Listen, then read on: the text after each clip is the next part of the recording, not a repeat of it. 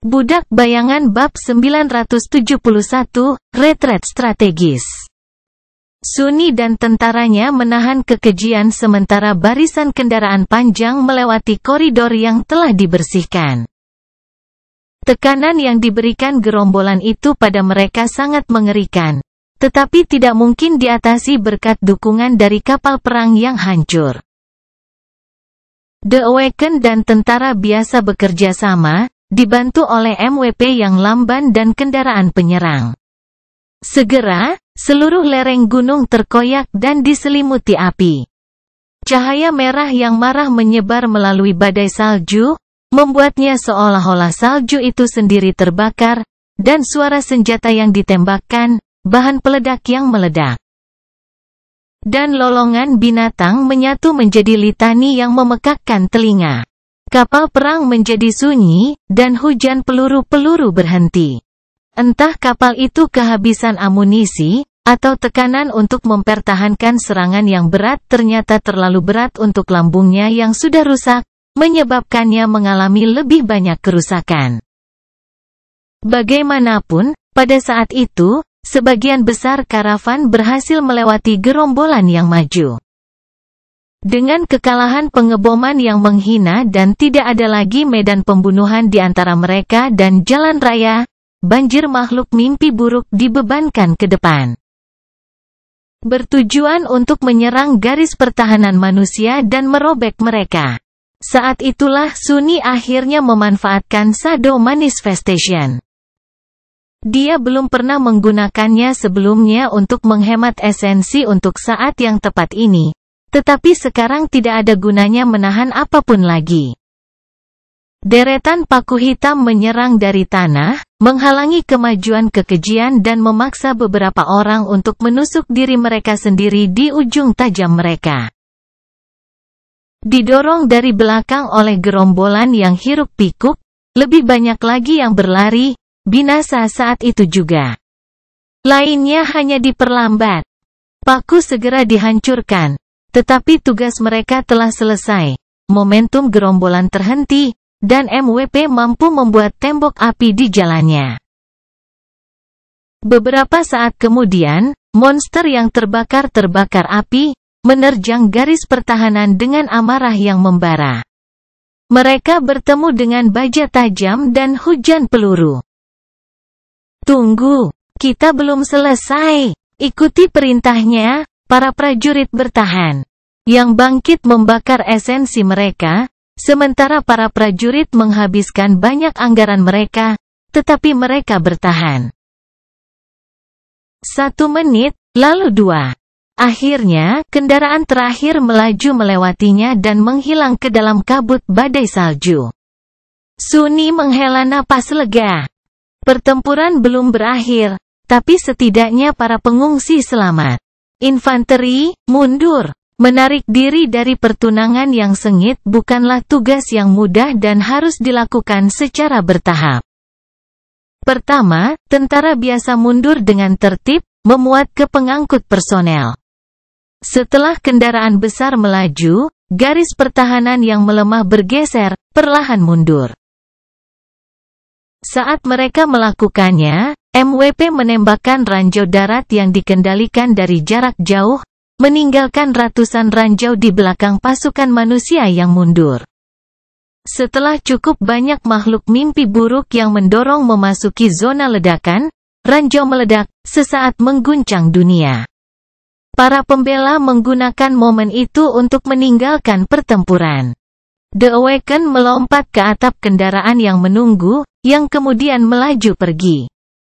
MWP mengikuti, memutar tubuh mereka 180 derajat untuk terus menembak balik saat mereka berlari. Sunni ditinggalkan sendirian untuk menghadapi amukan gerombolan yang berlumuran darah. Yah, tidak cukup. Mimpi buruk muncul dari bayang-bayang dengan amarah dan haus darah membara di mata merahnya. Melihat gelombang kekejian yang mendekat, Sunni tersenyum dingin. Datanglah pada kami, bajingan. Bayangan melonjak di sekelilingnya, menembak ke depan seperti rantai gelap. Dia menggunakan rantai dan dinding bayangan untuk menyalurkan makhluk mimpi buruk, membunuh dan melukai sebanyak mungkin dengan tombaknya. Mimpi buruk mengamuk di tengah-tengah mereka, terlalu cepat untuk ditangkap dan dijatuhkan, setidaknya untuk saat ini. Tapi sekali lagi, mereka tidak akan berlama-lama. Yang harus dilakukan Sunni hanyalah mengulur waktu bagi prajuritnya untuk membuat jarak antara mereka dan musuh. Segera, semua pertahanannya dilenyapkan, dan sepertinya dia dan bayangannya akan kewalahan dalam beberapa saat. Saat itulah keduanya berubah menjadi bayangan incorporeal Nigma creatures di belakang. Sekarang, pertempuran itu benar-benar selesai. Apa yang sangat luar biasa dari kesimpulannya dan kejutan yang menyenangkan bagi Sunni adalah bahwa sementara beberapa kekejian menerjang mengejar karavan, sebagian besar tetap tinggal. Tampaknya lebih tertarik pada bangkai ubur-ubur mengerikan dan mayat saudara mereka sendiri yang terbunuh. Tampaknya karavan itu berhasil melarikan diri. Terima kasih para dewa. Semenit kemudian, Sunni dan Nikmah muncul dari jalan raya, segera mengejar tentara yang mundur. Kafilah itu masih tidak terlihat, tersembunyi di balik dinding salju. Tetapi mereka akan segera bergabung kembali dengan barisan utama, dalam kasus seperti ini. Gaya maju dimaksudkan untuk melambat agar tidak terlalu lama meninggalkan dirinya sendiri tanpa perlindungan yang memadai. Sunni memerintahkan tunggangannya untuk mendekati kendaraan paling belakang dan memandang Samara, yang secara mengejutkan sedang duduk di atapnya. Dengan rambut merahnya menari-nari tertiup angin, dia mengarahkan senapannya ke belakang, melepaskan tembakan ke badai salju dari waktu ke waktu. "Bagaimana kabarmu di esensi?" Samara meliriknya sebentar, lalu tersenyum. Dengan anggukan, dia melompat, meletakkan kakinya di atas pelana, lalu melompat ke atap kendaraan dan duduk di samping penembak jitunya. Sunni percaya diri dengan keahlian berkudanya, tapi tidak cukup percaya diri untuk mencoba duduk di belakang Nikmah dan menembakkan busurnya. Saat Morgan Suwarbo mulai menenun sendiri dari percikan api merah, Sunni bertahan sejenak, lalu memanggil Rune. "Sentakan aneh yang kurasakan di awal pertempuran. Jangan bilang. Apakah aku akhirnya memenuhi persyaratan Mantle of the Underworld?" Budak Bayangan bab 972, terikat jiwa. Sunni keluar sebentar, tidak memperhatikan Samara dan MWP yang melepaskan senjata mereka dari waktu ke waktu untuk menghabisi para pengejar yang paling keras kepala. Laju tembakan mereka melambat, yang berarti bahwa sebagian besar kekejian telah tertinggal atau sudah tewas. Mantra Pangeran Dunia Bawah dan lawannya yang menakutkan dari musuh yang ditaklukkan. Dewa, dia telah terjebak dengan benda itu begitu lama. Terlepas dari kenyataan bahwa Sunni telah menyimpan baju zirah onyx dengan beberapa di antaranya sudah terisi, dia masih membutuhkan waktu bertahun-tahun untuk mengumpulkan 6.000 kemenangan. Kalau dipikir-pikir, seluruh bencana Mongrel telah terjadi karena keinginannya untuk meningkatkan jumlah serangan balik. Saya tidak percaya akhirnya saya melakukannya. Penasaran ingin melihat apa yang berubah, Sunni melihat ke arah Rune. Dia agak tegang, lagi pula. Deskripsi dari Pangeran Dunia Bawah hanya mengatakan bahwa armor itu akan semakin kuat semakin banyak musuh yang dia kalahkan, dan itu selama bertahun-tahun. Biaya untuk mempertahankannya tetap aktif. Pesona yang berjalan sedikit berkurang, dan efeknya menjadi sedikit lebih jelas. Deskripsi tidak mengatakan apa-apa tentang mantel yang menerima peningkatan setelah penghitung diisi. Itu hanya asumsinya. Ayo, berkonsentrasi pada nama memori. Dia membaca, memori, Mantle of the Underworld, memori rank, Ascended, memori tier 7. Oh, Mantel tampaknya telah berkembang dari memori tingkat 6 menjadi tingkat 7. Itu tidak buruk, tapi itu membuat Sunny sedikit kecewa. Dia berharap itu akan meningkatkan peringkat sebagai gantinya. Dia menghela napas, lalu melanjutkan belajar rune, mengalihkan perhatiannya ke pesona. Pesona Livingstone, Feather of Truth, Stalwart, dan Underworld Armament tetap sama. Tak satu pun dari mereka menerima peningkatan apapun. Prince of the Underworld juga tidak berubah, kecuali fakta bahwa penghitung sekarang menunjukkan 6.000 per 6.000 yang mudah sebagai jumlah musuh yang dikalahkan. Namun, ada pesona baru di akhir daftar. Relik jiwa. Sunny mengerjap beberapa kali. Tiba-tiba bersemangat, dia berkonsentrasi pada pesona untuk membaca deskripsinya. Deskripsi itu, bagaimanapun, membuatnya sangat bingung. Itu tidak memberikan informasi apapun tentang apa itu peninggalan yang terikat jiwa, atau kekuatan apa yang terkandung dalam judul itu. Sebaliknya, rune yang berkilauan hanya menyatakan, mengikat relik. Dia mungkin seharusnya menjawab ya atau tidak. Namun, Sunny bertahan. Dia tidak tahu apa arti mengikat mantel dunia bawah ke jiwanya, dan bagaimana itu akan mengubah baju zirah onyx, atau jiwanya, dalam hal ini. Tentu saja, efeknya kemungkinan besar dimaksudkan untuk menguntungkan, karena itu adalah hadiah untuk mencapai prestasi yang luar biasa. Mantra itu sering memiliki gagasan yang sangat aneh tentang apa arti bermanfaat, yang tidak selalu sesuai dengan apa yang dianggap menguntungkan seseorang.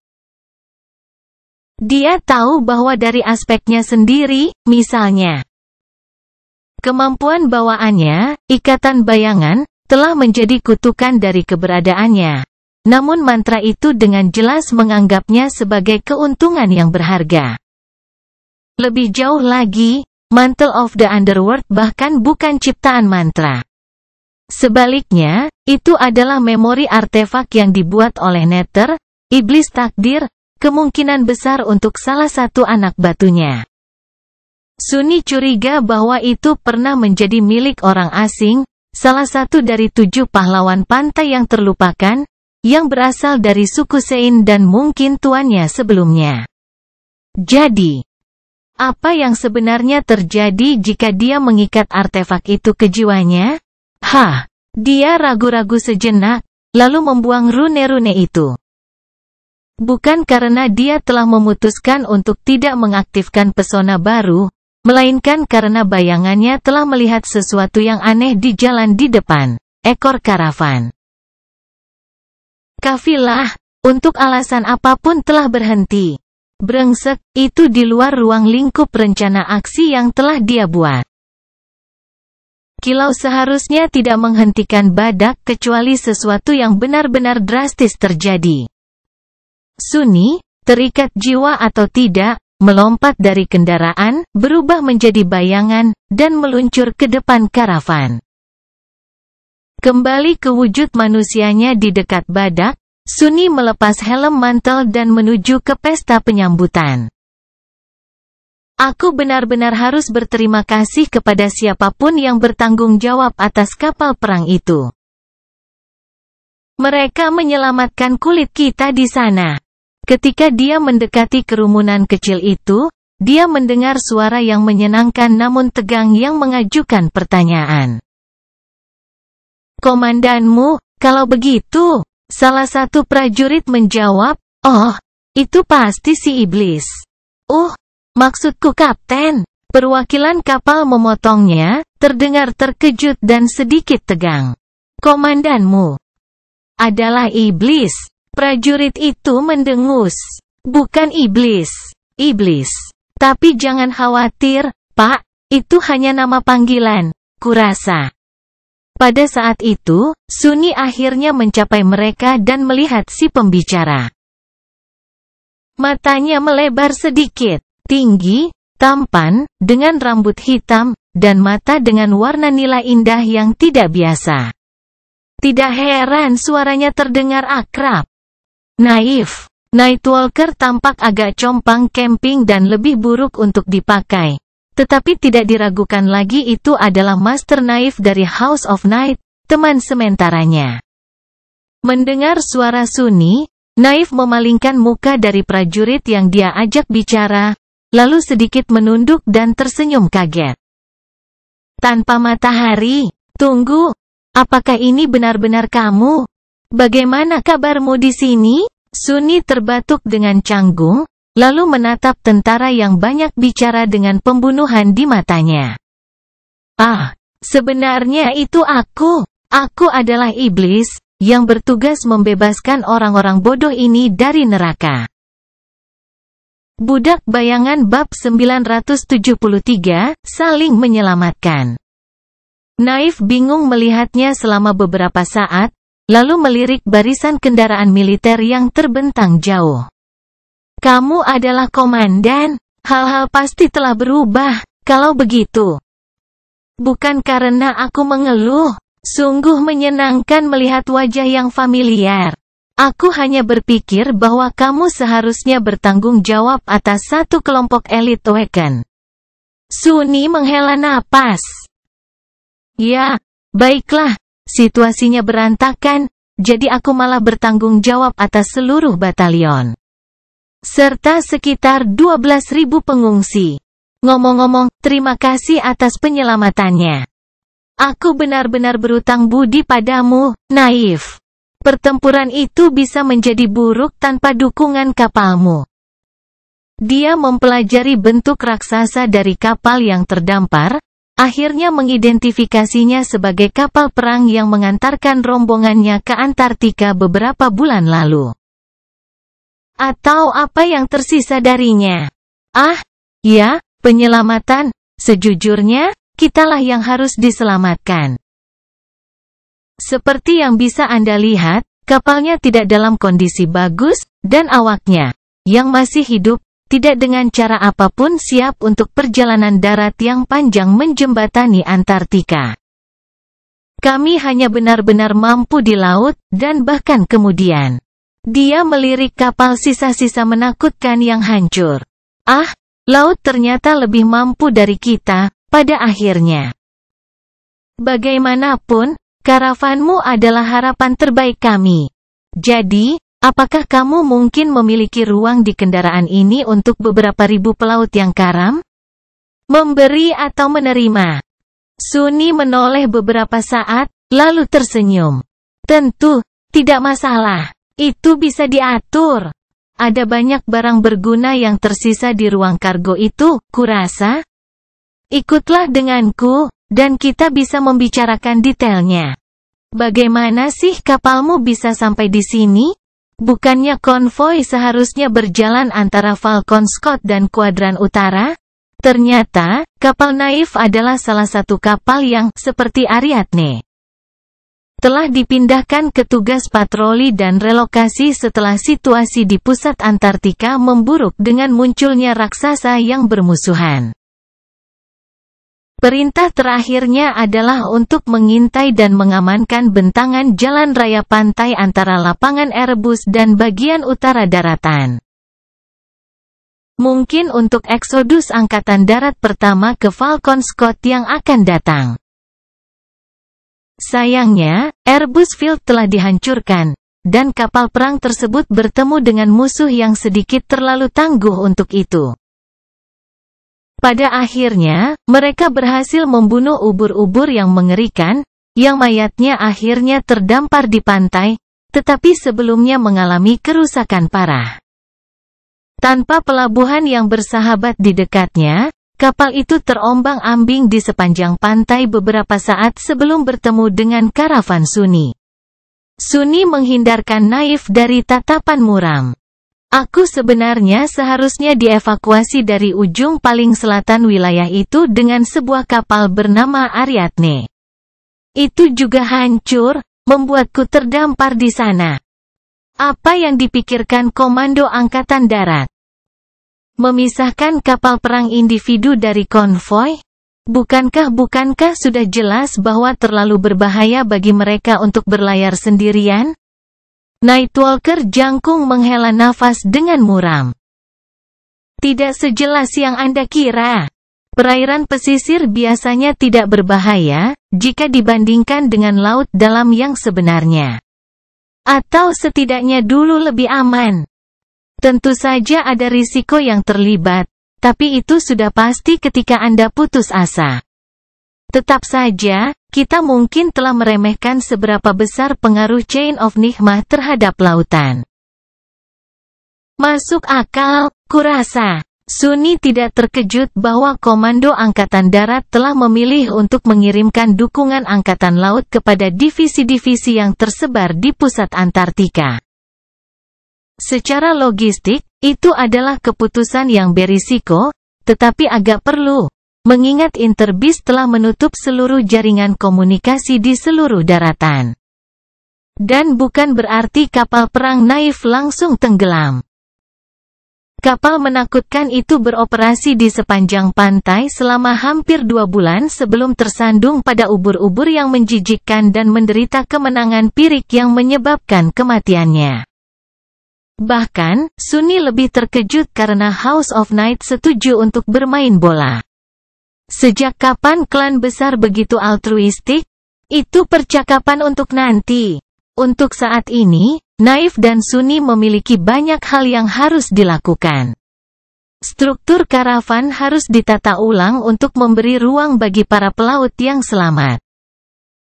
Para pelaut itu sendiri harus turun dan mencapai daratan, kapal perang yang cacat harus dijelajahi untuk mencari apa saja yang dapat berguna untuk perjalanan panjang ke Falcon Scott. Semua itu membutuhkan waktu, yang berarti kolom akan tetap statis untuk sementara waktu. Perimeter pertahanan yang tepat harus ditetapkan, pergantian tugas jaga harus ditetapkan, pengungsi perlu diberi makan dan dirawat. Sunni mungkin juga memberi perintah untuk membuat kemah, tapi dia sangat enggan untuk tetap berada di pantai sepanjang malam. Jadi, semua hal ini harus terjadi dengan cepat. Untungnya, dia bukan satu-satunya master yang mempertahankan karavan lagi. Meskipun sebagian besar kekuatan Naif tampaknya berkaitan dengan air, dia masih seorang ascendet. Lebih dari itu, dia adalah seorang ascendet dari klan besar. Nightwalker adalah elit mutlak di antara para pejuang, dengan pengalaman pertempuran bertahun-tahun di bawah ikat pinggangnya dan gudang besar kenangan kuat yang tersimpan di jiwanya. Memiliki seseorang seperti itu di sisinya membuat Sunni merasa jauh lebih percaya diri dengan peluang mereka untuk mencapai Falcon Scott dalam keadaan utuh. Tapi, kembali ke gudang kenangan yang luas. Sunni menatap Naif dengan ekspresi aneh di wajahnya. Pria tampan itu menyadarinya dan mengangkat alisnya dengan bingung. Ya, apakah kamu menginginkan sesuatu, Sunles? Sunni terdiam beberapa saat, lalu tersenyum. Faktanya, aku tahu. Katakanlah, Naif, kalian Nightwalker semua tentang pertempuran laut. Kan? Kamu tidak akan memiliki 1 atau 2 memori yang dapat membantu tikus darat sepertiku melakukannya dengan baik di air, maukah kamu? Anda tahu, hal-hal seperti bernapas di bawahnya, berenang seperti torpedo, dan sebagainya. Karena, jika Anda melakukannya, saya bersedia berdagang. Tidak, sebenarnya, saya benar-benar bersedia berdagang. Aku bersumpah untuk tidak pernah mendekati air tanpa kenangan seperti itu, kau tahu. Yah, sebenarnya, aku punya sesuatu seperti itu, ya. Apa yang ingin kamu tukarkan? Sunni ragu-ragu, lalu menunjuk seorang pemuda yang kebetulan berjalan di dekat mereka saat itu. Lihat pria itu, namanya Luster. Dia adalah kebangkitan yang sangat berharga. Bakat terbaik, apakah kamu ingin aku menukarnya denganmu? Nightwalker terbatuk. Aku cukup yakin Komando Angkatan Darat tidak akan senang jika kamu menjual salah satu bawahanmu, Sunles. Sunni terdiam sejenak, lalu menghela napas. Itu benar. Sayang sekali. Budak Bayangan bab 974, Bayangan di Shell. Pada akhirnya, Sunni melakukan perdagangan dengan naif. Dia memiliki kelebihan kenangan setelah membunuh banyak makhluk mimpi buruk untuk mempertahankan konvoi. Dan Nightwalker sangat membutuhkan senjata dan baju besi yang cocok untuk pertempuran darat, untuk mempersenjatai kebangkitannya sendiri. Pernah ada kelompok penuh dari mereka di kapal perang, tapi sekarang, hanya 4 yang tersisa. Karena para prajurit House of Night ini akan mempertahankan karavan bersama dengan yang lain yang terbangun dalam waktu dekat, dan Sein masih tertidur, Sunni tidak melakukan tawar-menawar yang sulit. Begitulah cara dia menerima 2 kenangan baru, yang dimaksudkan untuk menutupi celah di gudang senjatanya saat melarikan diri dan bertarung di dalam air. Salah satunya adalah pesona kebangkitan sederhana yang memungkinkannya bernapas di bawah udara. Itu disebut Essence Pearl, dan memiliki 2 pesona. Satu secara pasif menghasilkan udara, yang lain harus diaktifkan dan memberi pengguna kemampuan untuk melihat dengan jelas, seolah-olah mereka mengenakan kaca topeng. Deskripsi pesona hanya menyatakan bahwa bernafas adalah inti dari kehidupan, dan keindahan adalah tujuannya. Seseorang harus dapat melihat dengan jelas untuk menghargai keindahan, dan hidup cukup lama untuk menikmatinya. Sangat romantis. Memori kedua adalah Ascended, dan tampak seperti baju besi, semacam itu. Sebenarnya, itu lebih merupakan tali kekang yang terbuat dari jaring nelayan, yang tidak memberikan perlindungan apapun, tetapi memungkinkan pemakainya berenang dengan kecepatan yang mengejutkan. Harness itu disebut tangkapan nimble, dan deskripsinya menceritakan kisah seorang raja muskrat yang telah bersumpah untuk memakan ikan yang luar biasa. Hanya untuk mengetahui bahwa itu hanya bisa ditangkap dengan menggunakan mata raja burung, saudaranya, sebagai umpan. Semuanya sangat aneh. Namun, apa itu muskrat? Apakah tikus makan ikan? Satu-satunya kelemahan dari harness aneh itu adalah, seperti biasa, tidak ada memori tipe armor lain yang bisa digunakan saat memakainya. Meski demikian, Sunni senang dengan mendapatkannya. Ketidakmampuan untuk mempertahankan diri di dalam air telah menggerogotinya sejak perjalanan laut ke Antartika. Dan meskipun dia berharap untuk tidak perlu menggunakan kenangan baru ini, sudah menenangkannya. Beberapa jam setelah bertemu dengan kapal perang yang terdampar, karavan itu melaju ke depan sekali lagi. Panjangnya tetap sama. Tapi sekarang ada lebih banyak orang di dalam kendaraan. Naif tidak bercanda saat mengatakan bahwa ada ribuan pelaut di kapal yang hancur itu. Dan bahkan kemudian, hanya mereka yang selamat. Sunni sejujurnya tidak tahu apakah menganggap mereka tentara atau pengungsi. Tapi dia tahu bahwa Sersan Gere dan para perwira lainnya akan segera membereskannya. Kafilah itu memiliki banyak senjata cadangan, terutama sekarang setelah mereka membongkar ruang kargo kapal perang yang selamat, jadi ada peluang bagus bahwa banyak pelaut akan menjadi pejuang aktif. Bahkan jika tidak, Sunni sudah puas memiliki guru lain. Kehadiran Naif juga membuat keajaiban bagi moral semua orang di karavan, bukan hanya karena dia seorang Ascended, tetapi juga karena betapa flamboyannya dia muncul. Jika ada cara pasti untuk memenangkan pemujaan seseorang, itu adalah menghujani segerombolan makhluk mimpi buruk yang mencoba memakannya dengan rentetan tembakan artileri pada saat yang tepat. Mungkin aku harus mengingat metode itu. Sunni tetap waspada sampai barisan kendaraan berbelok dan meninggalkan jalan raya pesisir, mendaki kembali ke pegunungan. Baru pada saat itulah dia membiarkan dirinya bersantai dan turun dari atap Rhino ke bagian dalamnya. Setelah bertukar kata dengan Profesor Obel dan Beth, dia naik ke salah satu ceruk tidur dan menutupnya untuk mendapatkan privasi. Di sana, dia bertahan beberapa saat, dan kemudian memanggil Rune. Setelah memikirkannya sebentar, Sunni akhirnya memutuskan untuk mengambil risiko dan mengikat Mantle of the Underworld ke jiwanya. Dia tidak tahu apa yang akan terjadi, dan gagasan dibiarkan tanpa baju zirah yang tepat lebih dari sedikit mengganggu, tapi sejujurnya, Sunni sangat penasaran untuk melihat apa yang akan terjadi. Segera, dia menatap serangkaian rune yang berkilauan. Mengikat relik, dia ragu-ragu untuk beberapa saat, menghela nafas, dan kemudian berbisik pelan, "Ya." Sunni telah melepas mantelnya, untuk berjaga-jaga, dan sekarang mengenakan kain lembut dari kain kafan dalang. Karena alasan itu, dia tidak segera melihat perubahan apapun. Selama beberapa detik, tidak ada yang terjadi. Dan kemudian, suara mantra itu berbicara. Itu berkata, "Memori Anda telah dihancurkan." Mata Sunni melebar. Apa? Dia tersentak, kepalanya hampir membentur atap ceruk. Jantungnya melompat sedikit. "Apa-apaan? Apa maksudmu?"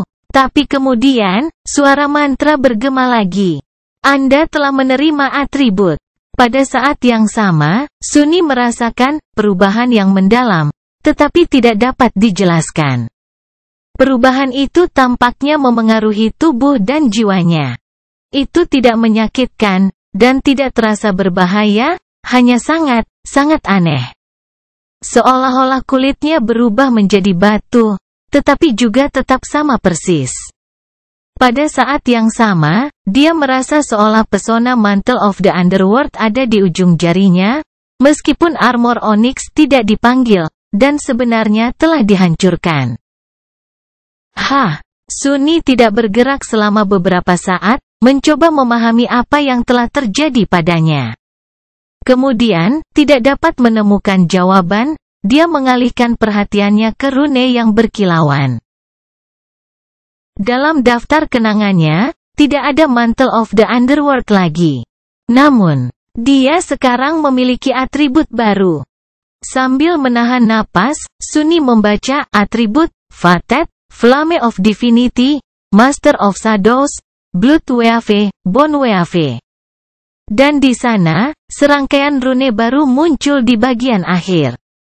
Atribut, Cangkang Marmer. Budak Bayangan bab 975, Cangkang Marmer. Cangkang Marmer. Sunni menatap rune itu dengan ekspresi serius di wajahnya, lalu berkonsentrasi pada rune itu. Segera, string baru muncul di udara, membentuk deskripsi. Atribut, Cangkang Marmer. Deskripsi atribut, dalam bayangan yang berada di dunia bawah, iblis yang sombong menempa 7 baju zirah yang bagus untuk kreasi favoritnya. Cangkang yang rumit merupakan anugerah sekaligus ujian, karena hanya mereka yang layak dihargai yang dapat membuka potensi sejati mantel dan menahan bobotnya. Ada lebih banyak rune, tapi Sunni berhenti untuk berpikir sebentar. Kreasi favorit. Dia tahu bahwa orang suci dan jenisnya adalah ras buatan yang diciptakan oleh Nether, penguasa dunia bawah dan iblis pilihan. Atau takdir, tergantung bagaimana seseorang memutuskan untuk menerjemahkan rune. Dia juga tahu bahwa armor Sein memiliki kemiripan yang kuat dengan Mantle of the Underworld, meskipun itu tidak terlalu mengesankan. Orang suci batu asli adalah salah satu patung hidup terkecil dan terlemah yang pernah tinggal di kota kegelapan. Pada saat Sunni mencapai tempat pertempuran mereka melawan penyerang yang jatuh, prajurit yang lebih besar dan lebih kuat dari jenisnya telah dihancurkan. Hanya menyisakan dia, monster yang bangkit untuk menyelesaikan pertarungan.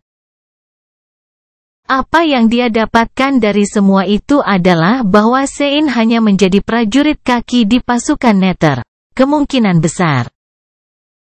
Armor yang dia kenakan benar-benar mahakarya, tapi bukan sesuatu yang setingkat dengan 7 mantel, yang telah diberikan kepada perwira tinggi Legiun Batu oleh Pangeran Dunia Bawah. Dewa. Jika Sein hanyalah seorang prajurit kaki, lalu seberapa menakutkah pasukan Nether? Yah, mereka pasti sangat menakutkan, untuk menantang para dewa. Orang suci batu yang telah bunuh diri di alun-alun kota kegelapan yang sunyi juga merupakan sisa-sisa pucat dari dirinya yang asli. Karena patung-patung hidup belum termakan oleh korupsi selama perang antara Daemon dan para dewa. Sambil menggelengkan kepalanya, Sunny mengalihkan perhatiannya kembali ke rune. Deskripsi Shell Marmer agak tidak biasa, karena mencakup lebih banyak informasi daripada atribut lainnya. Dia melanjutkan membaca, sifat atribut, Living Stone, Feather of Truth, Stalwart, Underworld Armament, Mantle, Shell, Bound. 4 yang pertama sama seperti pesona mantel lama, kecuali Stalwart. Perlindungan sangat tinggi terhadap serangan fisik dan perlindungan tinggi terhadap serangan elemental tetap sama. Tetapi perlindungan sedang terhadap serangan pikiran dan jiwa juga telah ditingkatkan menjadi perlindungan tinggi. Sangat bagus. Sifat defensif Shell adalah pasif, tetapi 3 sifat lainnya membutuhkan esensi untuk berfungsi. Mulai sekarang, Sunny harus mengedarkannya melalui tubuhnya sendiri dengan cara tertentu alih-alih menuangkannya ke dalam memori untuk mengaktifkan efeknya. Itu sedikit aneh. Untungnya, dia tampaknya memiliki pemahaman naluriah tentang bagaimana esensi harus diedarkan dengan tepat, dan kendalinya terhadapnya cukup rumit untuk mencapai hasil yang diinginkan. Namun, 3 sifat lainnya sangat menarik. Mantle dan Shell terhubung, dan sebenarnya saling eksklusif.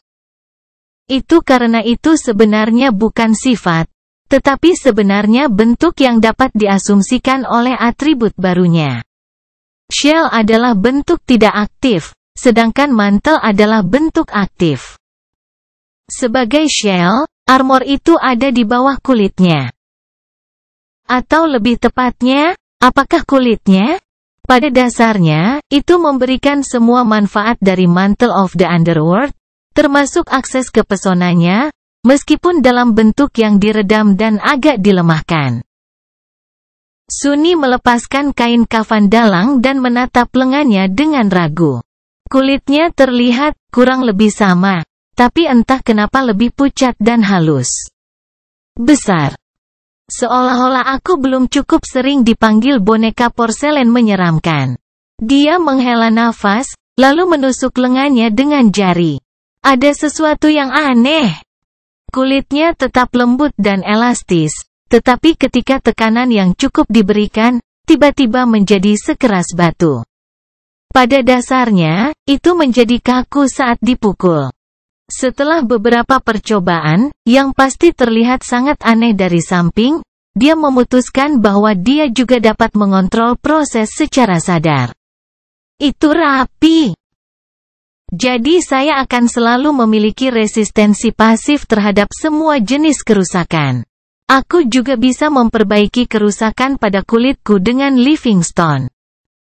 Meskipun itu tidak akan membantuku melawan luka dalam.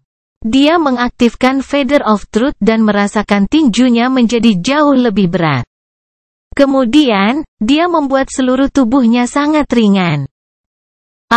Ini terasa sangat aneh. Sunny tidak benar-benar mulai melayang, tetapi dia berpotensi melompat sangat tinggi atau memukul sangat keras dengan bantuan kemampuan baru ini. Aplikasinya hampir tak ada habisnya. Senyum konyol muncul di wajahnya. Dan aku juga selalu bisa meningkatkan efek dari satu jimat, lebih baik lagi, dengan menambah tubuhnya dengan bayangan, dia juga akan menambah shell-nya, mengingat itu adalah bagian dari dirinya. Itulah manfaat sebenarnya dari mengikat armor. Mata Sunny melebar. Tunggu sebentar, apakah dia tidak melepaskan kain kafan dalang untuk melihat kulitnya? Yang berarti dia bisa mendapatkan keuntungan dari kualitas pertahanan shell dan memanggil memori tipe armor di atas itu. Menggunakan keduanya untuk melindungi dirinya sendiri pada saat yang bersamaan. Brengsek, itu sungguh luar biasa. Sunny termakan kegembiraan selama beberapa menit, lalu teringat bahwa dia saat ini tidak memiliki kenangan bertipe armor yang kuat untuk dibicarakan. Yah, itu tidak terlalu penting. Dia akan menemukannya pada akhirnya. Plus, ada juga sifat mantel dari Marble Shell. Fungsinya cukup sederhana, itu mengaktifkan atribut, membuatnya mengambil bentuk baju zirah lengkap. Tidak seperti kenangan, Sunny tidak perlu mengeluarkan esensi untuk memanggil mantel, karena itu hanyalah transformasi dari shell. Demikian pula, mantel dianggap sebagai bagian dari tubuhnya, dan menambah satu dengan bayangan akan memperkuat yang lain pada gilirannya. Dalam bentuk aktifnya, atribut membangkitkan kekuatan penuhnya. Efek Stalwart, Livingstone, Underworld Armament, dan Feather of Truth tidak lagi melemah, mencapai potensi penuhnya. Sedihnya, memakai memori tipe armor lain di atas mantel itu tidak mungkin. Masih bagus, jadi, Sunny tidak benar-benar kehilangan armornya. Sebaliknya, itu menjadi lebih kuat, dan bisa dipanggil dengan kemuliaan penuh kapan saja. Hanya saja mantel itu sekarang menjadi bagian bawaan dari dirinya, berlawanan dengan memori. Dan akhirnya, ada sifat terikat. Fungsinya sangat sederhana, itu mengikat cangkang marmer ke jiwa Sunny, yang berarti bahwa yang satu akan tumbuh berdampingan. Saat ini, atributnya adalah Ascended Rank, sama seperti Sunny. Jika Sunny menjadi orang suci, cangkang marmer juga akan menjadi transcendent. Berbaring di ceruk tidur dan merasakan Rhino bergetar di sekelilingnya, Sunny menutup matanya dan mendesah puas. 6.000 pembunuhan, itu sepadan. Budak Bayangan bab 976, Hukum di mana-mana. Sunny telah merencanakan untuk tidur beberapa jam, tetapi pada akhirnya, dia terlalu terpesona oleh janji cangkang marmer untuk menutup matanya bahkan untuk sesaat pun. Atribut barunya itu sangat kuat dan kompleks, yang berarti membuka potensi penuhnya akan menuntut banyak wawasan dan kecerdikan. Namun, jika dia berhasil menguasainya. Berbaring dalam bayangan ceruk tidur, Sunny tersenyum tidak senang. Hadiah yang luar biasa. Tapi itu seharusnya tidak mengejutkan. Tantangan dari Pangeran Dunia Bawah sangat berat. 6.000 lawan yang dikalahkan. Paling bangkit, orang-orang normal yang tidak pergi keluar dari jalan mereka untuk mencari pertempuran demi pertempuran, mungkin tidak akan pernah menghadapi banyak musuh sepanjang hidup mereka. Mungkin, lebih dari itu, Sunny menduga bahwa pesona itu sebenarnya memiliki beberapa tahap, sementara dia hanya menyelesaikan yang terakhir. Lagi pula, counter musuh yang kalah sudah terisi sampai batas tertentu pada saat Sunny memperbaiki Mantle of the Underworld. Armor Ascended dari tingkat ke-6, menuntut 6.000 pembunuhan untuk naik ke tingkat ke-7. Jika baju besi onyx dimulai sebagai memori tingkat pertama, menuntut 1.000 pembunuhan untuk naik ke tingkat kedua, 2.000 untuk naik ke tingkat ketiga. Maka mungkin dibutuhkan tidak kurang dari 21.000 musuh yang dikalahkan untuk mendapatkan pesona Soulbound Relic. Angka yang menakutkan. Tidak heran Shell Marmer adalah atribut yang sangat kuat, belum lagi hubungannya dengan salah satu daemon. Apakah itu tuan pertama dari Bright Castle atau salah satu rekannya yang mengenakan mantel sebelumnya? Sunny benar-benar berterima kasih kepada mereka. Bahkan lebih tepatnya, terlepas dari masa lalu, bagaimanapun, ada banyak hal yang harus dia pikirkan tentang masa depan. Sunny langsung mengerti bahwa Marble Shell akan secara drastis, dan, yang terpenting, secara pasif, meningkatkan kemampuan dan ketahanan pertahanannya. Ya, keadaan atribut yang tidak aktif adalah versi lemah dari bentuk aktifnya, dan ya, sifat batu hidup hanya memungkinkan dia untuk memperbaiki kulitnya, berbeda dengan seluruh tubuhnya. Tentu, dia saat ini tidak memiliki armor memori yang kuat untuk bersinergi dengan Shell. Tapi itu tidak masalah. Dalam arti tertentu, Sunny sendiri adalah baju besinya sekarang. Apa yang benar-benar membuatnya tertarik tentang atribut baru adalah kemungkinan untuk akhirnya melanggar salah satu hukum mantra mimpi buruk yang paling umum di dunia yang diatur olehnya. Serangan hampir selalu mengalahkan pertahanan. Tidak peduli seberapa tangguh sebuah armor, serangan yang kuat dan ditempatkan dengan baik dari senjata dengan rank yang sama akan paling sering mengalahkannya. Kalau tidak, dia tidak akan pernah bisa membunuh makhluk mimpi buruk yang bangkit sebagai sleeper, atau terus menantang musuh yang, tegasnya, berada di luar jangkauannya. Semuanya memiliki batasnya, tentu saja, tetapi secara umum, begitulah cara kerjanya. Tapi tidak lagi, tidak dengan kemampuan aspeknya.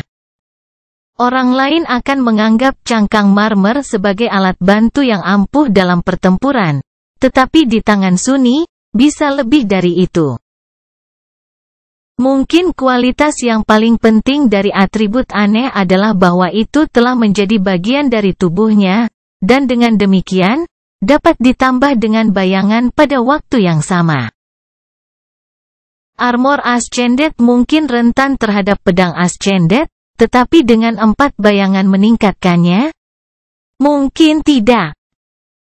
Itu berlaku untuk serangan unsur, pikiran, dan jiwa juga, meskipun pada tingkat yang sedikit lebih rendah. Tambahkan Blood WAV dan Bone WAV ke persamaan, dengan Livingstone di atas semuanya. Sunny mungkin belum siap untuk pergi berkeliling membunuh raksasa, tapi dia setengah yakin bahwa terkena Goliath tidak akan langsung membunuhnya lagi. Dan itu hanya pertahanan. Cangkang marmer memiliki potensi untuk melakukan keajaiban karena potensi serangan dan mematikannya juga. Bulu kebenaran selalu menjadi pesona yang sederhana, tetapi sangat kuat. Sekarang itu bisa diterapkan ke seluruh tubuhnya, bukan hanya armornya, meskipun itu benar-benar mengubah segalanya. Membuat dirinya lebih ringan dapat meningkatkan kecepatan dan mobilitasnya secara drastis. Membuat dirinya lebih berat dapat membantu Sunny mengatasi pukulan yang kuat.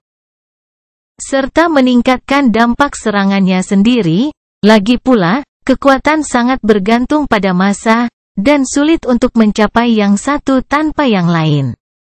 Bagian kedua dari gaya adalah percepatan, jadi, jika Sunny bisa belajar cara menenun dua sisi Feather of Truth dengan terampil, performa tempurnya akan meningkat pesat. Mengenakan baju besi ringan di atas shell akan menjadi pilihan yang paling optimal, dalam hal itu. Karena hal itu akan memberinya lapisan perlindungan ganda sementara tidak membebani dia terlalu banyak. Sunny sudah memiliki beberapa pengetahuan tentang bagaimana menggunakan Feather of Truth dalam pertempuran, tapi dia harus menyesuaikan diri dengan ruang lingkup barunya.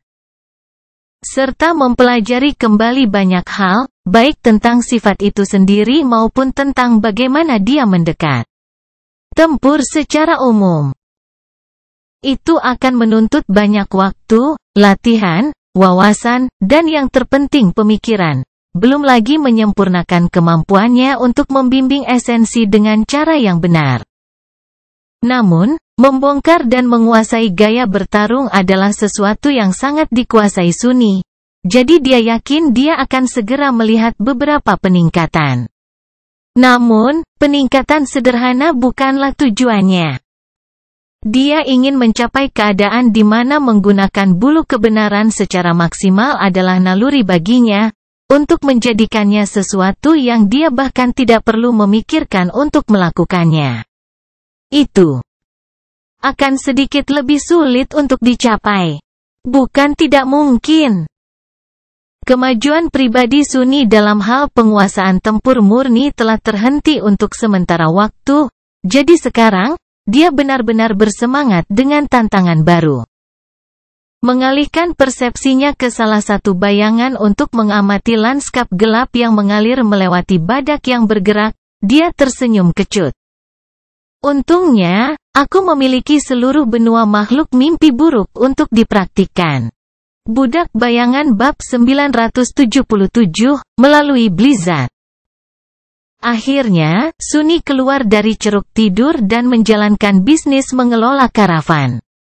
Mereka telah berhasil jauh ke pegunungan dan sudah bergerak ke utara, menuju tujuan mereka yang sebenarnya. Badai salju masih mengamuk, mengurangi jarak pandang hingga hampir nol.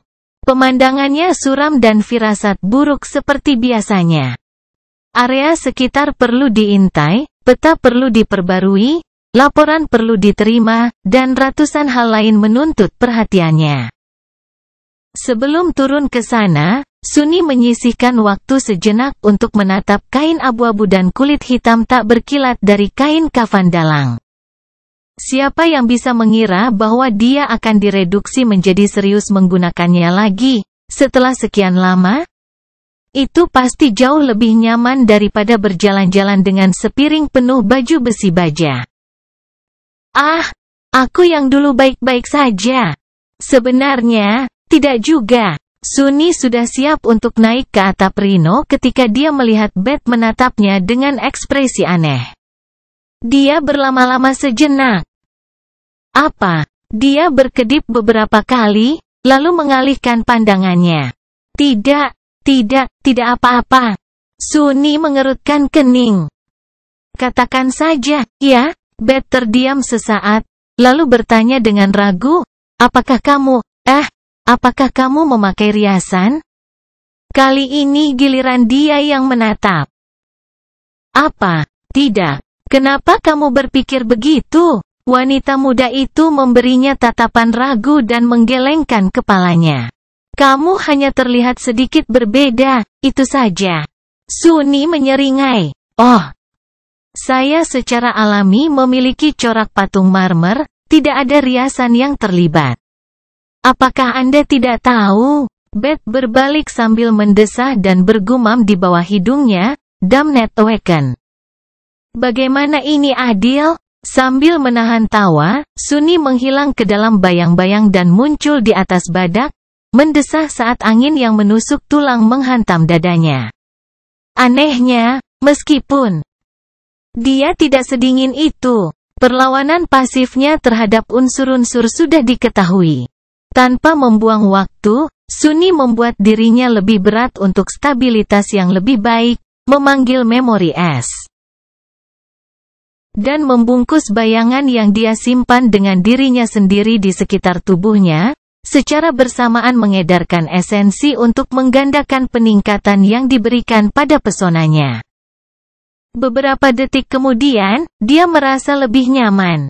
Sunny masih merasa sedikit kedinginan, tapi sama sekali tidak mengganggu.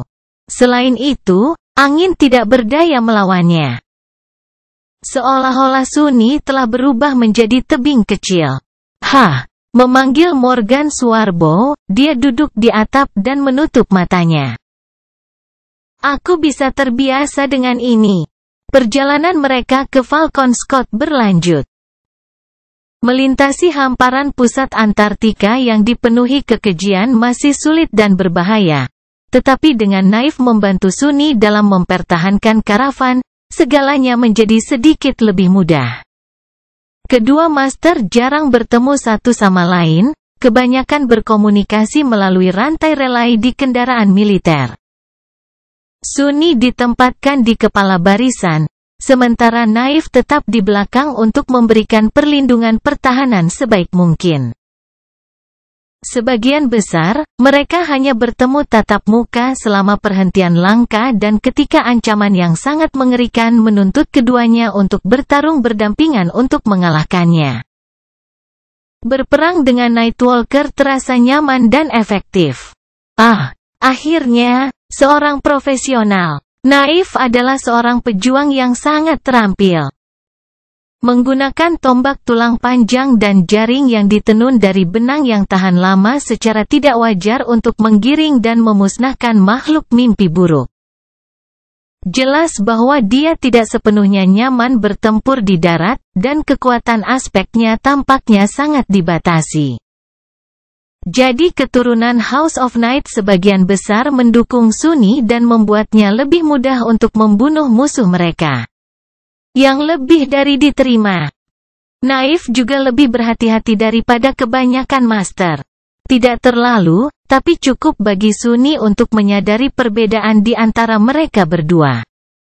Itu bisa dimengerti. Lagi pula, Nightwalker punya keluarga untuk kembali. Dia memikul lebih dari satu nyawa di pundaknya. Perspektif itu agak baru bagi Sunni, dan membuatnya berpikir tentang hal-hal yang belum pernah ia pertimbangkan sebelumnya. Selain itu, semuanya berjalan seperti yang diharapkan. Kafilah terus bertambah, beberapa kelompok penyintas lapangan Airbus bergabung. Saat itu, Sunni diam-diam mulai berterima kasih kepada para dewa bahwa kapal Naif telah mengalami kerusakan parah. Tanpa perbekalan tambahan yang dijarah dari ruang penyimpanannya, dia harus segera menghadapi kekurangan pasokan. Namun demikian, dia memiliki cukup uang untuk memberi makan semua orang dan mempersenjatai mereka yang bisa dan tahu cara bertarung, untuk saat ini. Sunni ingin tahu apakah ada orang lain yang menyadari perubahan halusnya. Tetapi pada akhirnya, satu-satunya orang selain Beth yang menunjukkan reaksi adalah Kim. Pada titik tertentu, dia memberinya tatapan yang sangat aneh dan buru-buru berbalik tanpa bertanya apa-apa. Lagi pula, Kim bisa melihat kerentanan dalam segala hal yang dilihatnya, dan Sunni baru-baru ini menjadi jauh lebih tidak rentan. Tidak heran dia terkejut besar. Cerita aneh apa yang akan mereka buat sekarang? Mudah-mudahan, Belle tidak memberinya tatapan aneh lagi. Gagak juga memperhatikan bahwa sesuatu tentang Sunni telah berubah. Eko mendarat di bahunya, menatapnya dengan rasa ingin tahu selama beberapa saat, dan kemudian tiba-tiba mencoba mematuk lehernya. Setelah itu, burung itu mengeluarkan suara kaget. Batu, batu. Kemudian, terbang dan tinggal di udara untuk sementara waktu. Dipatuk oleh monster yang bangkit bukanlah pengalaman yang menyenangkan, tetapi Shell tidak menunjukkan tanda-tanda menyerah pada paruh yang tajam. Secara keseluruhan, Sunni sangat puas dengan kejadian aneh tersebut. Pawai yang penuh gejolak ke utara berlanjut. Kawanan makhluk mimpi buruk dibantai.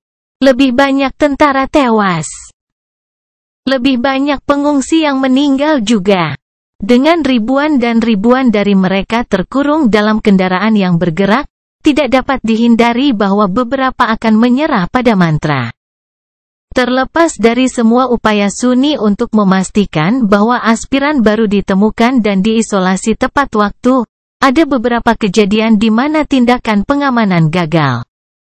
Hasilnya berdarah. Sunni terguncang oleh hilangnya nyawa warga sipil, tetapi dalam skema besar, mereka hanya jatuh ke lautan.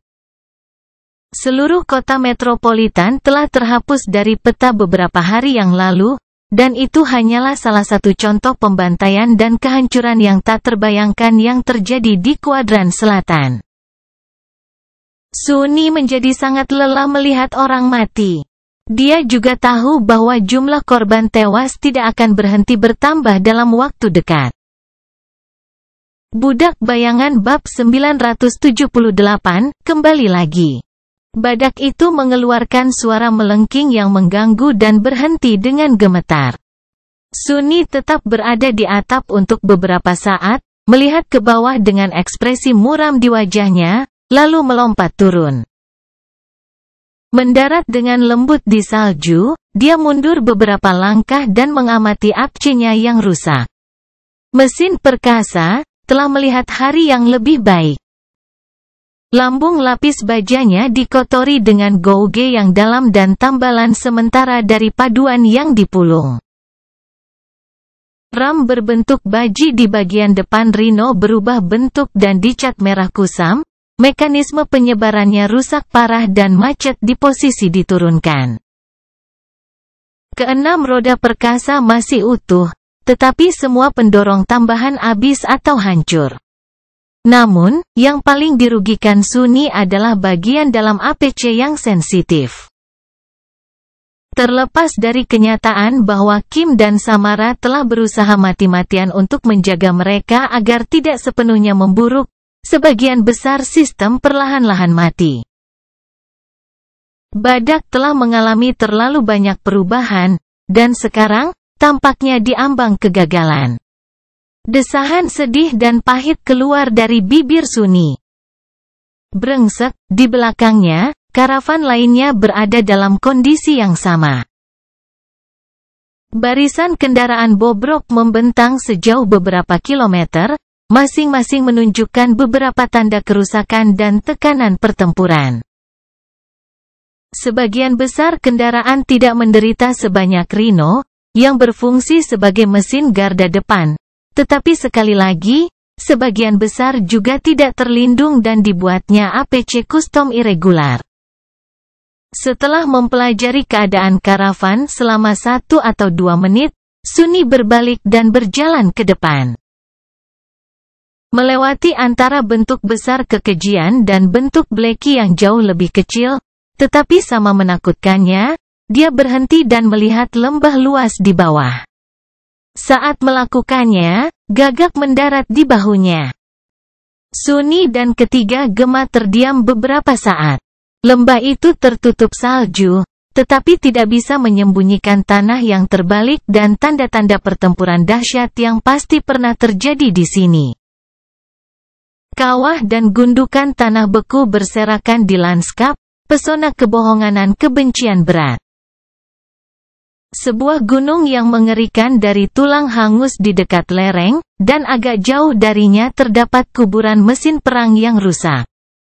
Kejahatan makhluk mimpi buruk bergerak menembus salju. Lebih buruk dari itu, 13 guides aktif mengelilingi lembah, mencabik-cabik kenyataan. Tempat yang mengerikan. Sunni ragu sejenak, lalu menatap Naif yang baru saja mencapai puncak bukit. Nightwalker melihat ke bawah dengan wajah masam, lengannya yang patah masih bertumpu pada gendongan darurat. Dia telah terluka dalam pertempuran acak beberapa hari yang lalu dan belum pulih sepenuhnya. Sunni tersenyum. Ya.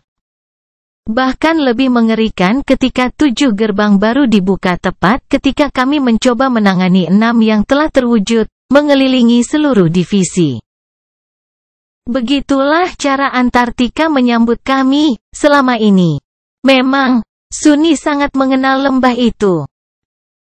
Disitulah dia melakukan pertempuran nyata pertamanya di kuadran selatan, melepaskan orang suci untuk membela tentara duniawi.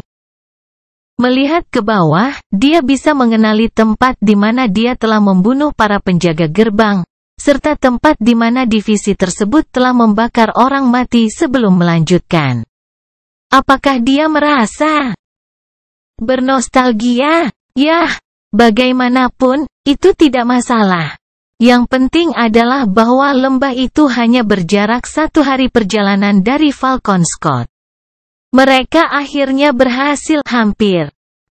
Pada akhirnya, karavan membutuhkan waktu 2 minggu untuk sampai ke sini. Juni hampir berakhir, tetapi malam panjang Antartika masih belum menunjukkan tanda-tanda akan berakhir. Dunia gelap, seperti biasanya, dan penuh dengan kengerian yang mengerikan, seperti biasanya. Tidak ada yang benar-benar penting yang terjadi dalam 2 minggu ini. Itu hanya perjuangan yang konstan, melelahkan, dan sulit untuk bertahan hidup. Setiap kilometer yang mereka lalui sedikit lebih sulit dari yang sebelumnya. Banyak pertempuran kecil dan pertempuran yang mereka lakukan semuanya mulai berbaur menjadi satu. Di beberapa titik, dan nama-nama tentara dan warga sipil yang hilang dari Sunni juga. Secara keseluruhan, hanya sedikit orang yang meninggal, secara komparatif. Mempertimbangkan ukuran keseluruhan karavan, jumlah korban secara statistik tidak signifikan. Tetapi orang-orang bukanlah statistik. Sunni meringis dan membuang muka. Dia mungkin telah membawa sebagian besar karavan sedekat ini ke Falcon Scott dalam keadaan utuh, tetapi bagian tersulit masih ada di depan mereka. Karena sifatnya sebagai tempat konsentrasi manusia yang besar, dan statis, ibu kota pengepungan secara alami menarik banyak makhluk mimpi buruk. Itu terus-menerus dikepung oleh gerombolan kekejian, dengan lebih banyak lagi yang datang dari selatan setiap hari. Kafilah itu entah bagaimana harus menerobos blokade itu untuk mencapai gerbang kota. Untungnya, mereka tidak harus melakukannya sendiri. Sunni sudah menghubungi Komando Angkatan Darat melalui Dream Realm, melaporkan tanggal mereka akan tiba di lembah ini. Dia dijanjikan bantuan dan bala bantuan, serta utusan khusus untuk membantu para pengungsi melewatinya dengan selamat. Namun, utusan itu terlambat. Bayangannya akan memperhatikan siapapun di lereng pegunungan, dan dia tidak melihat manusia di lembah. Jika seseorang benar-benar berencana untuk sampai ke sisi lain dan bertemu dengan karavan, Sunni tidak tahu bagaimana mereka berencana untuk berjuang melewati lautan makhluk mimpi buruk di bawah. Melirik naif, dia mengerutkan kening, di mana utusan itu? Sebelum Nightwalker bisa menjawab, Gagak tiba-tiba mengeluarkan pekikan gugup dan buru-buru terbang pergi. Detik berikutnya, bayangan besar tiba-tiba turun dari atas, mendekati karavan dengan kecepatan yang mencengangkan. Sunni sudah menarik tali busurnya tetapi berhenti di saat-saat terakhir, menatap makhluk pendarat itu dengan mata terbelalak. Besar. Tubuh kuat yang menyerupai singa, sayap putih perkasa, mata elang emas yang indah. Di depannya, bangga dan agung, adalah Griffin yang sangat familiar.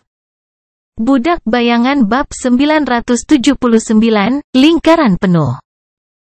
Griffin perkasa mendarat di karavan depan, awan salju naik ke udara di sekitarnya. Sesaat kemudian, sesosok manusia melompat dari punggungnya, mendarat tidak jauh dari Sunni dan Naif. Pria di depan mereka tinggi dan memiliki bahu yang lebar dan kuat. Armor ringannya dibuat dari sisik adamantin dari monster tak dikenal, dengan syal biru yang dililitkan sembarangan di lehernya. Rambutnya berwarna jerami, begitu pula janggutnya yang tebal. Mata orang asing itu berwarna biru cerah dan tajam.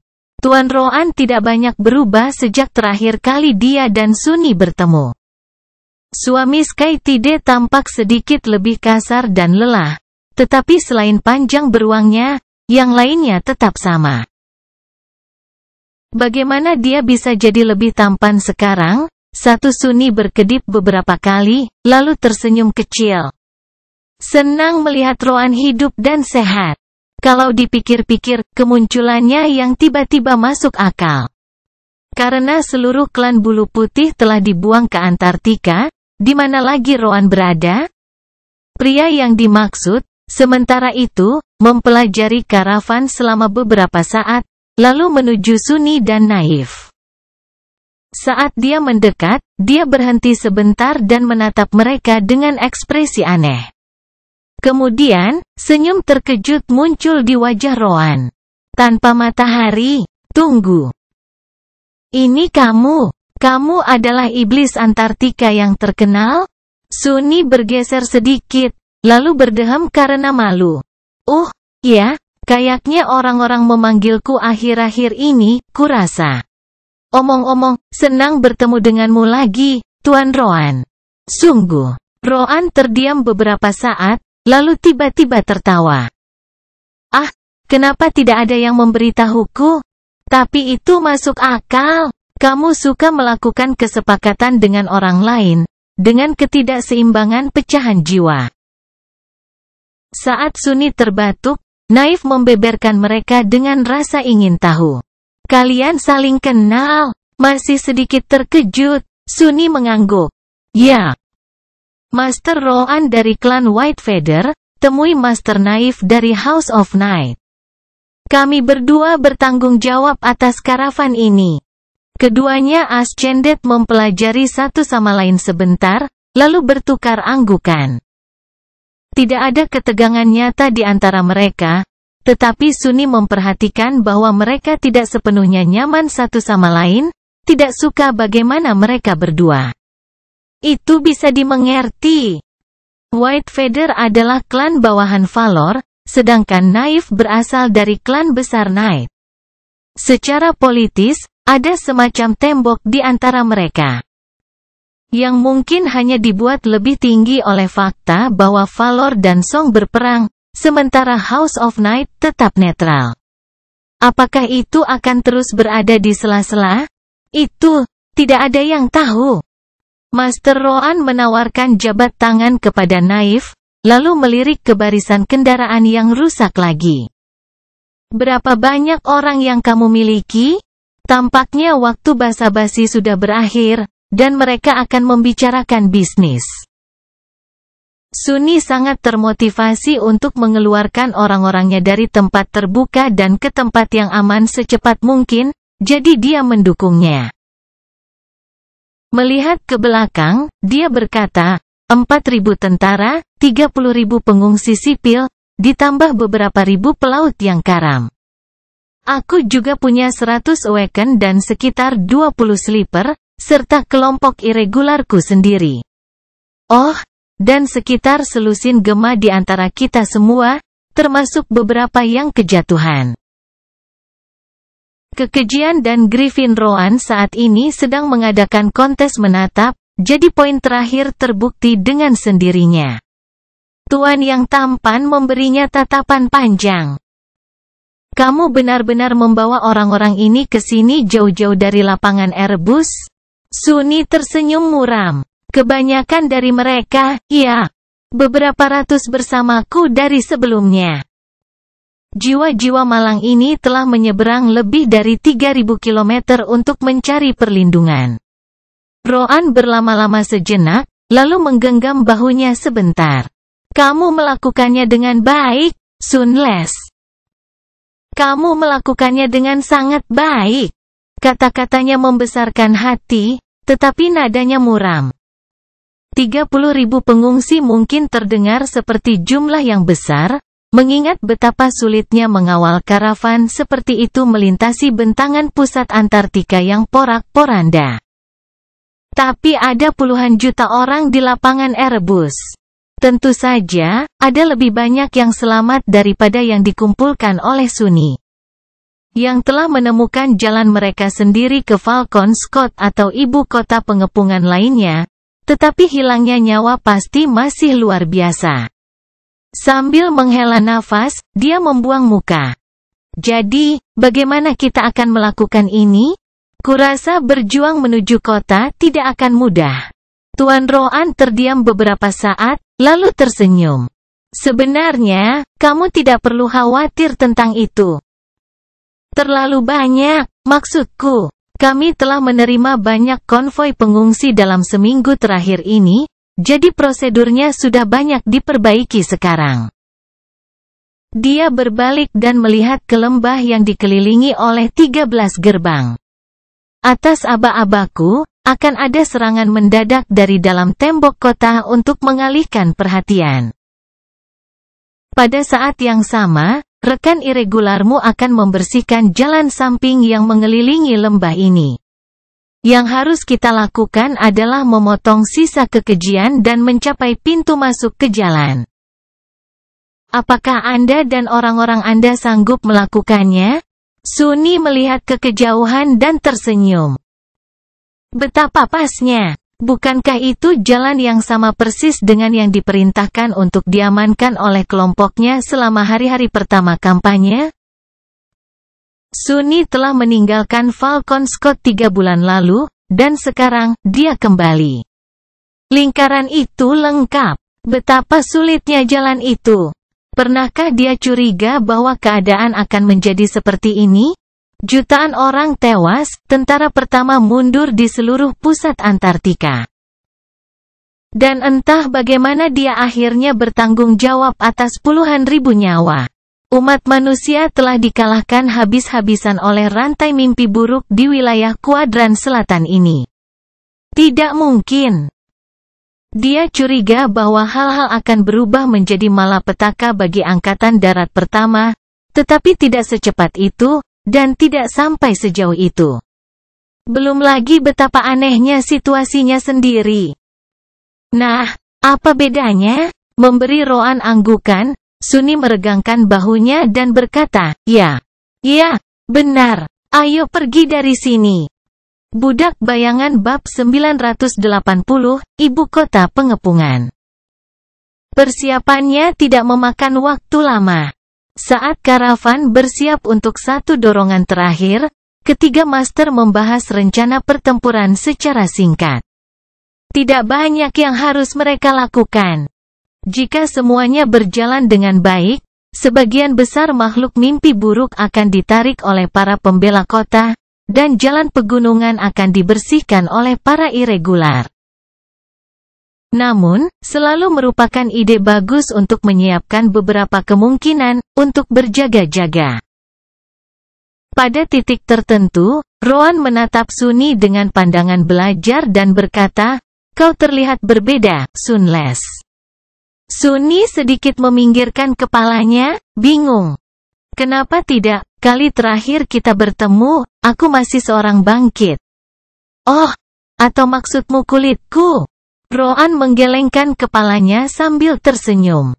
Tidak, maksudku bukan penampilanmu. Kamu hanya terlihat lebih tua. Sunni mengerjap beberapa kali. Tapi aku lebih tua, sekitar 2 tahun. Guru tampan itu terkekeh. Itu kamu. Bagaimanapun, saya pikir kita sudah siap semampu kita. Haruskah saya mengirim sinyal? Sunni mengangguk, mendorong Roan untuk memanggil memori yang menyerupai tablet tanah liat lilin. Dia hanya menggambar garis bergerigi di atasnya, lalu melambai ke arah mereka dan berjalan ke arah griffinnya. Tidak lama setelah itu, serangan mendadak yang seharusnya membawa sebagian besar makhluk mimpi buruk menjauh dari lembah dimulai.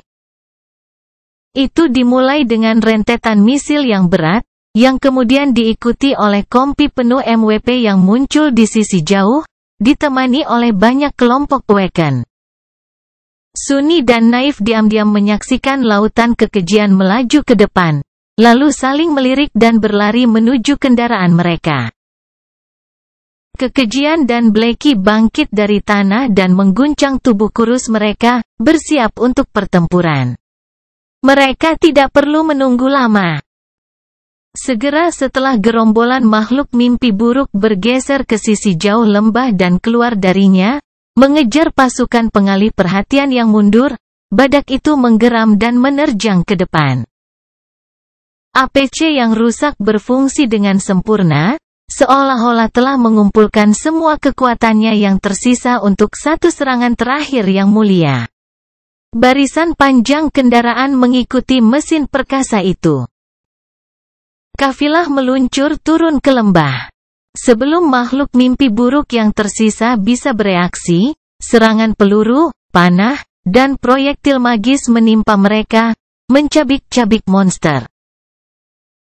Lebih jauh lagi, ekor dari gerombolan yang tertipu itu merasakan ada yang tidak beres. Puluhan kekejian berbalik dan melihat kolom kendaraan yang menurun.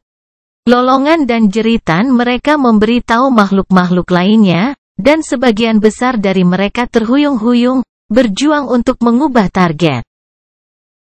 Namun, sebelum ekor gerombolan itu dapat mengubah arahnya sendiri, hujan jalan logam aneh jatuh dari langit, menembus tanah di depan mereka dalam garis yang longgar. Kemudian, busur listrik yang menyilaukan tiba-tiba melesat di antara batang-batang itu, menciptakan dinding petir. Beberapa makhluk mimpi buruk pertama yang mencoba melewati penghalang langsung berubah menjadi abu. Rohan menahan mereka, untuk saat ini, tetapi cadangan esensinya mungkin tidak akan bertahan lama. Plus, kekejian yang lebih kuat dapat mengatasi kerusakan dan menyelinap melalui dinding petir. Orang lain bisa saja melompatinya, yang satu sudah mencoba, dalam hal ini. Namun, sebelum bisa mendarat, sebuah lembing jatuh dari langit, menembus makhluk itu. Badak itu sudah menuju pintu masuk yang jauh ke jalan pegunungan. Gema karavan bergerak di depan kendaraan, merobek kekejian yang entah bagaimana selamat dari serangan jarak jauh. Bahkan Gagak membantu, menyelam untuk merobek musuh yang lebih lemah dengan paruh dan cakarnya. Sunni menerbangkan satu demi satu anak panah. Masing-masing menembus tempat yang sangat rentan di tubuh makhluk mimpi buruk, membunuh mereka seketika. Akurasinya sangat sempurna. Pertempuran berbulan-bulan di Antartika telah benar-benar mengasah keterampilan memanahnya yang dulunya belum sempurna. Kai pasti bangga. Sedikit menggeser bidikannya, Sunni menghela napas.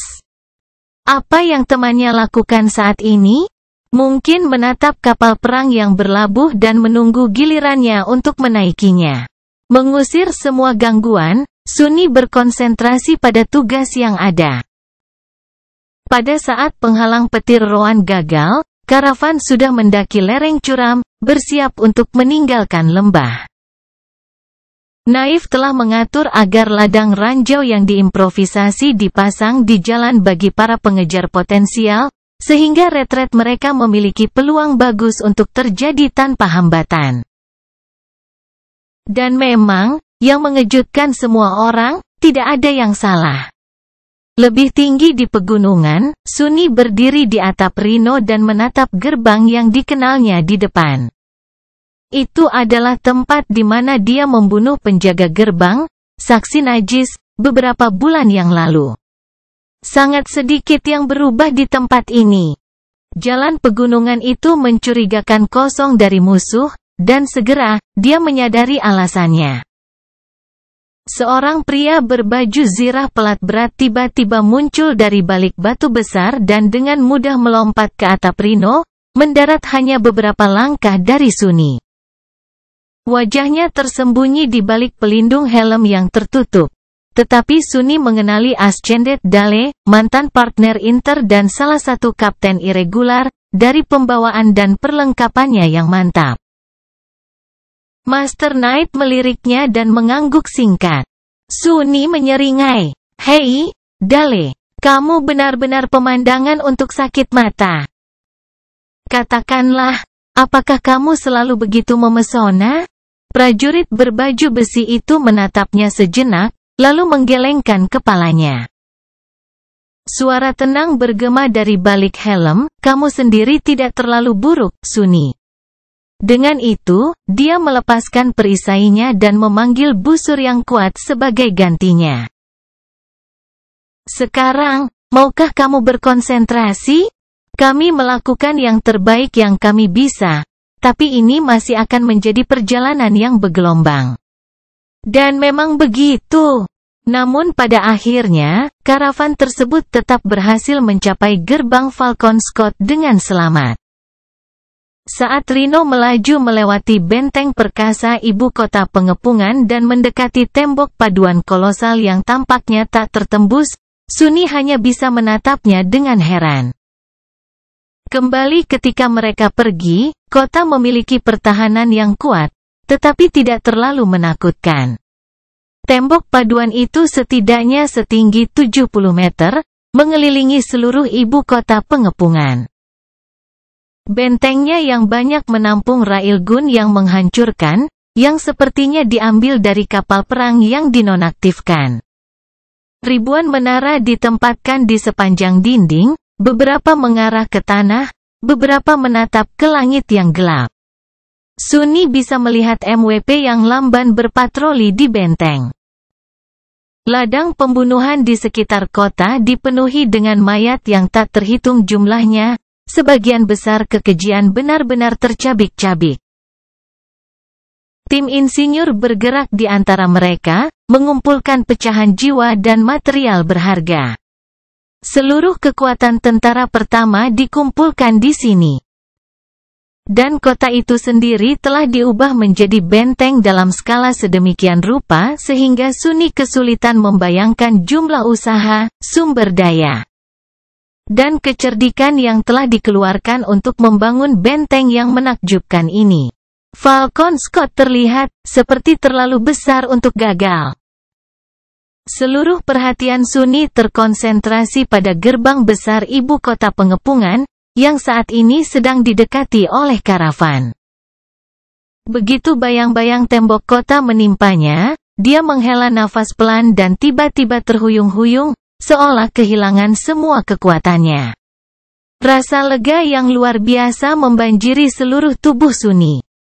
Dia perlahan menurunkan dirinya ke atap APC. Gambaran kabur tentang apa yang terjadi dalam beberapa bulan terakhir terlintas di benaknya. Jalan-jalan kosong LO-49, kegelapan terowongan bawah tanah yang menakutkan, siluet Goliat yang menakutkan muncul dari bawah gelombang laut, dan masih banyak lagi. Semua itu ada di belakangnya sekarang.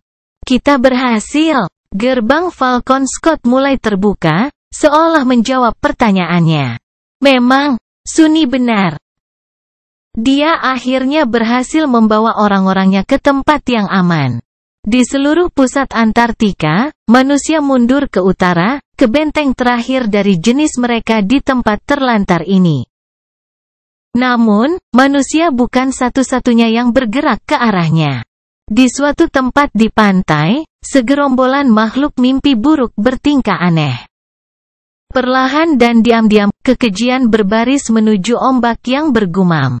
Satu demi satu, mereka berjalan ke dalam air yang gelap, hanya untuk menghilang di bawah permukaannya tanpa jejak. Sehari kemudian, pemandangan menakutkan yang sama terlihat lebih jauh ke utara. Jauh di sana, jauh di pegunungan, sungai kegelapan mengalir melalui ngarai yang dalam. Jika ada yang bisa melihatnya lebih dekat, mereka akan melihat bahwa kegelapan itu sebenarnya terdiri dari banyak kumbang hitam kecil. Melahap semua yang ada di jalan mereka, kumbang juga menuju ke utara. Di tempat lain, gunung berjalan sepertinya bergerak ke arah yang sama.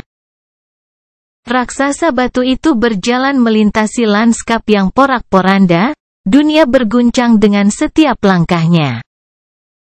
Mata tunggalnya menatap membabi buta ke kejauhan, seolah mampu menembus ribuan kilometer untuk menatap sesuatu yang tersembunyi. Saat bulan muncul di langit malam, mata raksasa itu tertutup. Ada juga badai salju yang mengamuk di suatu tempat yang jauh.